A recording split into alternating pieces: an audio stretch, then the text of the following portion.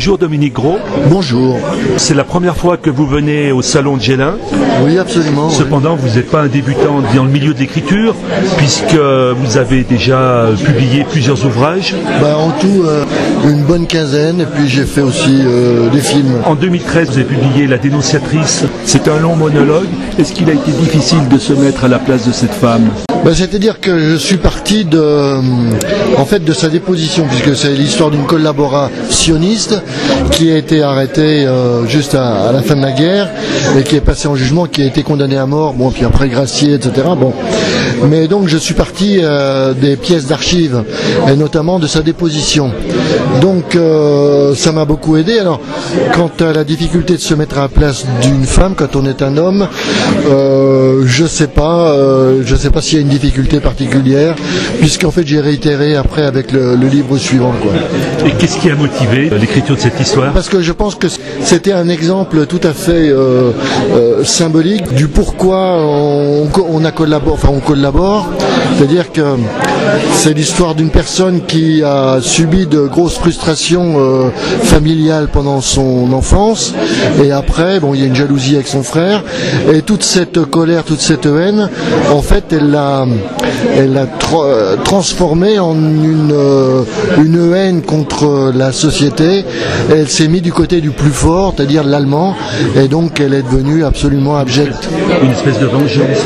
Oui, c'est une vengeance, mais je pense que beaucoup de grands collaborationnistes ou collaborateurs ont suivi la même trajectoire. Par ailleurs, vous avez publié, au printemps 2015, Histoire d'un amour, le roman de Pergaud. Pergaud est connu en Franche-Comté pour la guerre des boutons, notamment. Et qu'est-ce qui vous a incité à écrire cette histoire ? C'est le personnage de Pergaud. Sa correspondance avec sa femme a été publiée il y a 2 ans. Et quand j'ai lu c'est un gros ouvrage, j'étais vraiment bouleversé par la force des sentiments qu'il avait vis-à-vis de son épouse. Mais je me disais, c'est dommage, on parle de Louis Pergaud, qui est un être absolument passionnant, intéressant, de grande valeur, que ce soit littéraire mais seulement humaine. Et je lui dis, on n'a jamais parlé de sa femme, qui finalement a tenu une place d'importance dans sa vie personnelle, dans son équilibre, mais aussi dans son œuvre, puisque lui-même le dit à la fin de ses correspondances, quelques jours avant de mourir, il écrit à sa femme, puisqu'il s'était promis de s'écrire tous les jours, donc il écrit à sa femme en lui disant qu'il rêverait de co-signer un livre avec elle, un livre qui aurait un succès retentissant, pour la remercier de tout ce qu'elle a, de toutes les attentions qu'elle a eues avec lui dans l'achèvement de son œuvre. Et je me suis dit, je vais donner la parole à cette femme qui finalement est demeurée une ombre aux yeux du public, quoi. Là encore, je me suis mis dans la peau d'une femme et je fais raconter la relation amoureuse entre Delphine Pergaud et Louis Pergaud jusqu'au dernier jour. C'est une mini-bio, mais vue sous l'angle amoureux. Donc, est-ce que ça vous a demandé un travail de recherche documentaire en amont ? C'est-à-dire que les documents sont assez... il y avait le livre publié sur les correspondances.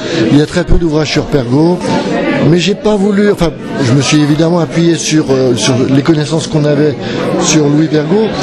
Mais ce que je voulais surtout, c'était travailler à l'intuition, essayer de comprendre les sentiments de cette femme vis-à-vis de cet homme qui était parti de Landresse, du Haut-Doubs, là, pour aller à Paris, qui était parti dans un état assez triste, parce qu'il s'était séparé de sa femme, il venait de perdre un enfant, il s'était mis avec une femme sans être marié, donc il avait quitté le Haut-Doubs parce qu'il supportait plus, et puis il est allé vivre à Paris, et après Delphine est allée le rejoindre, et là il y a quand même, après 2 années de galère, arrive en 1910 le prix Goncourt, et là tout change. En 14 arrive la guerre, et en 15 il meurt le 8 avril, voilà.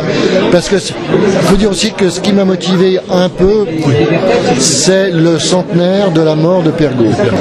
Malheureusement, il faut le dire au Franc-Comtois, malheureusement, ce centenaire est pratiquement passé sous silence en Franche-Comté. Et je trouve que c'est un peu regrettable, parce que comme Louis Pergaud est un des écrivains majeurs, alors non seulement de Franche-Comté, mais en France. Alors il est surtout connu pour La Guerre des Boutons, qui a donné lieu à plusieurs films, dont le seul qui soit vraiment bien, c'est celui d'Yves Robert. L'association des Amis de Louis Pergaud qui ont fêté, qui ont célébré, qui ont commémoré cet anniversaire à Verdun, enfin par là-bas, où est mort Pergaud, mais dans le Haut-Doubs, dans la Franche-Comté, à part mon livre, rien n'est paru, quoi. J'ai envoyé mon livre à de nombreux journalistes en Franche-Comté. J'ai eu droit à absolument aucun article. C'était un silence, mais vraiment, j'ai pas compris. Là, on mettra sur le blog du salon, donc votre interview. Mais si, enfin, j'ai une blogueuse de Belfort qui m'a fait un joli papier. J'ai eu de nombreuses retombées de la part d'écrivains confirmés, comme Gilles Perrault, ou d'autres. Je viens de passer 25 ans en Normandie, là je me rétablis dans le Jura depuis cet été. J'ai eu droit à de la presse en Normandie, où j'ai moi-même fait, pour la sortie du bouquin, j'ai fait la commémoration de la mort de Louis Pergaud, et ça a été un succès, les gens sont mus, et on en a parlé dans la presse, et les libraires m'ont fait des vitrines, etc. Ça, c'était en Normandie. Voilà, merci. C'est moi qui vous remercie.